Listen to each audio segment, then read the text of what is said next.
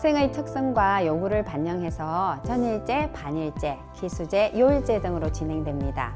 개발화 교육 과정을 통해 실수와 실패에 대한 허용과 연습의 기회를 제공하고 학교로부터 사랑과 관심을 받고 있는 존재라는 것을 알 수 있게 진행하고 있습니다. 저희 대안교실에서는 행복 교과서를 이용한 행복 수업을 운영하고 있습니다.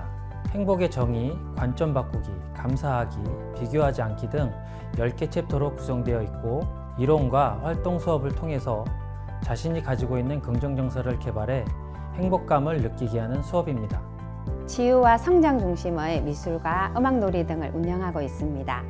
작년엔 미술놀이와 함께 한국청소년정책연구원에서 개발한 음질학 프로그램을 운영하였습니다.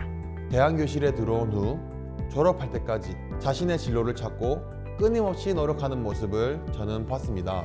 제가 지도한 학생 중 한 명인 재영현 학생은 인생의 방향을 잡고 전교 꼴등에서 지금은 1등을 하고 있습니다. 영현이를 보면 참 대견하다는 생각을 많이 합니다.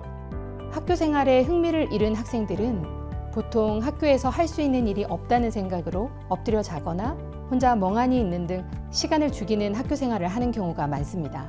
하지만 대안교실에선 엎드려 자지 않습니다. 눈을 들어 서로를 보고 자기 표현을 하며 나에게 주어진 지금 이 시간에 대해 생각하기 시작합니다. 기억에 남는 학생은 대안교실의 사진 촬영 프로그램에서 교실 속 친구들의 사진을 찍고는 나도 저 친구들처럼 하루 종일 자고 있었다 라고 말했던 기억이 있습니다. 대안교실 프로그램 중 웨이트 트레이닝을 가장 좋아했는데요. 운동만 하다가 이론에 흥미가 생겨 웨이트 트레이닝을 공부하다 보니 물리와 생물 과목에 관심을 가지게 됐고 용어들이 많아서 영어에도 관심을 가지고 있어요. 하루에 계획이 생기고 학교가 재밌어졌어요. 그리고 요즘엔 부모님과 싸우지도 않아서 정말 좋아요. 모든 학생들에게 필요하지는 않겠지만 저처럼 왜 공부하는지 모르거나 학교를 다니기 싫은 학생들에게는 꼭 필요하다고 생각해요. 꿈을 찾을 수 있고 꿈에 맞는 노력하는 방법을 배우는 곳이 대안교실이니까요. 학생들이 성적이 올랐거나 자격증을 취득할 때마다 저한테 연락이 옵니다.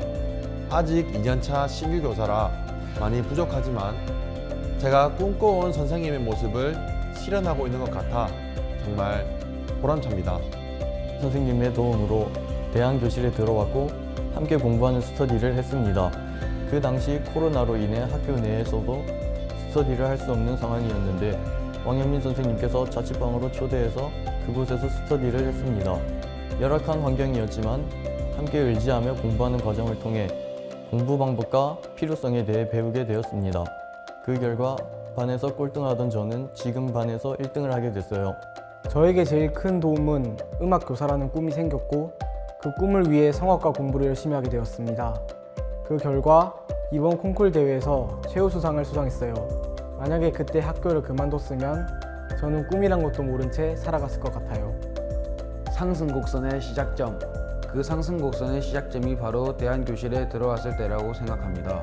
도움을 필요로 하는 우리 아이들의 마음의 소리를 외면, 포기해서는 안 된다고 생각해요. 학교 안에서 누구도 소외받는 일이 없도록 함께 손잡고 앞으로 나아가야 하지 않을까요?